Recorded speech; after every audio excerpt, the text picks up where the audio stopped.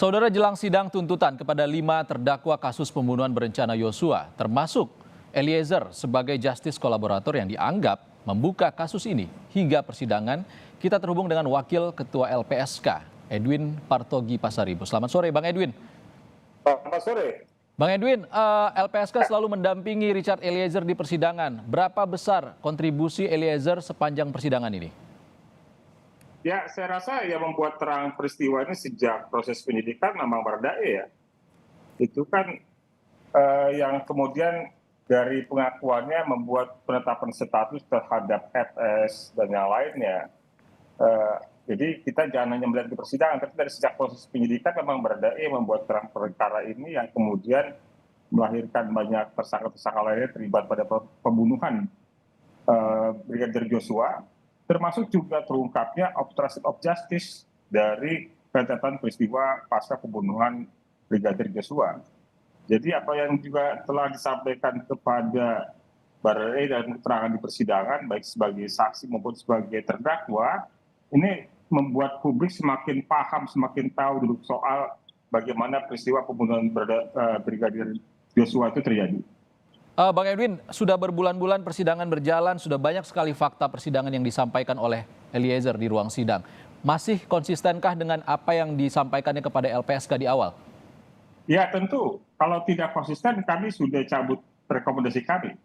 Kan kami selalu melakukan evaluasi terhadap keterangan-keterangan penyampaian yang disampaikan Baradae dalam persidangan. Itu kami selalu monitor dan itu akan jadi satu penilaian kami apakah Baradae konsisten atau tidak dalam statusnya sebagai saksi pelakunya bersama sebagai pengungkap dari perkara ini.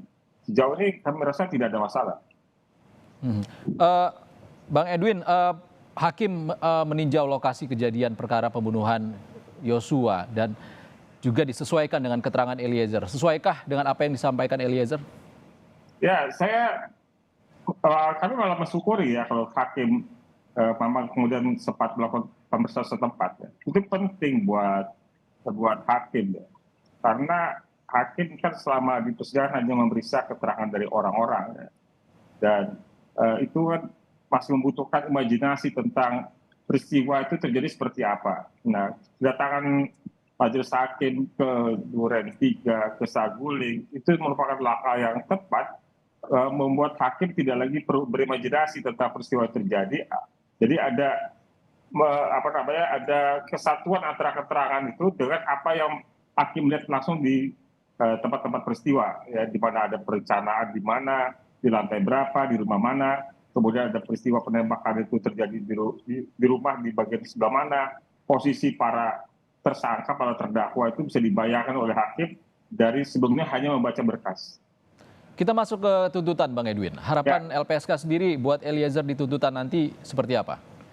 Ya, dalam undang-undang memang sudah disebutkan ya, dalam undang-undang perlindungan korban, undang-undang 31/2014 pasal 10 ayat 4 itu disebutkan bahwa dia dituntut ringan. Ya, jadi memang ada salah satu reward yang diberikan oleh negara yang dicantumkan dalam undang-undang itu justice kolaborator atau saksi pelakunya bersama itu dituntut ringan.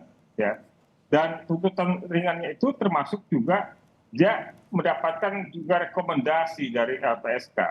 LPSK menyampaikan rekomendasi secara tertulis yang dimuat di dalam surat tuntutan jaksa.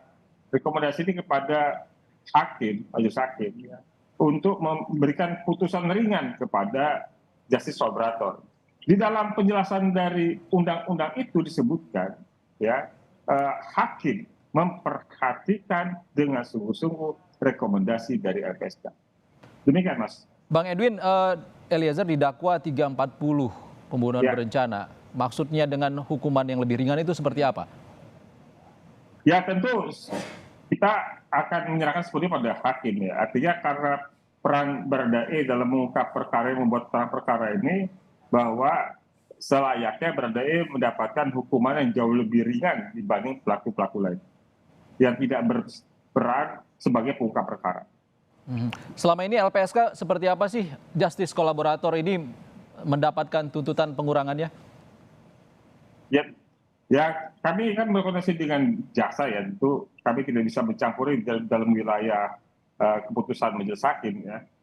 Kita lihat saja nanti bagaimana hakim dalam pertimbangan ya. Tapi sejauh ini kami tidak ada kekhawatiran ya, terhadap status justice collaborator dari Baradae yang kami pikir hakim sendiri termasuk yang mendapatkan manfaat dari keberadaan status justice collaborator dari Baradae yang membuat terang perkara ini, yang membuat dari proses penyidikan, proses persidangan, di mana para pihak lainnya dianggap tidak kooperatif, dianggap berbohong, dianggap bertele-tele, ya segala macam itu tidak diklaim atau tidak dicap kepada Baradae sebagai justice collaborator. Gitu. Jadi hanya kesannya kalau kita dalam persidangan sepertinya hanya Baradae di antara terdakwa dari 5 terdakwa 4 terdakwa lainnya yang tidak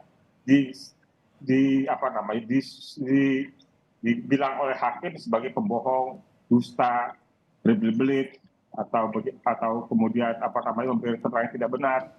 Jadi saya rasa hakim sendiri sudah merasakan manfaat dari posisi Baradae sebagai justice collaborator. Oke, Bang Edwin, mungkin bisa digambarkan kepada kami seperti apa biasanya ada nggak kasus orang yang tersangkut atau didakwa 340 pembunuhan berencana tapi mendapatkan keringanan karena menjadi justice collaborator dan dilindungi oleh LPSK?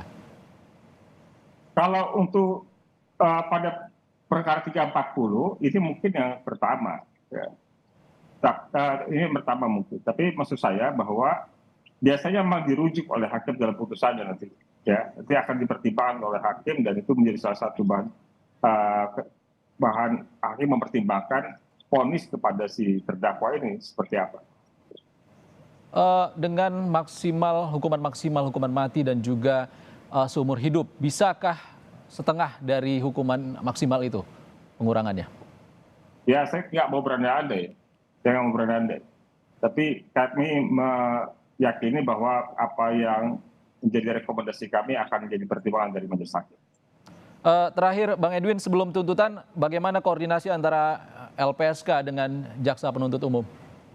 Ya, sejauh ini komunikasi kami cukup baik dengan jaksa penuntut umum dan kami rasa memang jaksa sudah juga membutuhkan waktu ya untuk membuat tuntutan yang sesuai kepada Baradae, sehingga kemudian kan kemarin sempat terlontar bahwa jaksa butuh waktu 2 minggu untuk membuat tuntutan itu. Mungkin pertimbangannya juga dengan perkara dari 4 terdakwa lainnya yang dibutuhkan jaksa untuk juga dilakukan percepatan.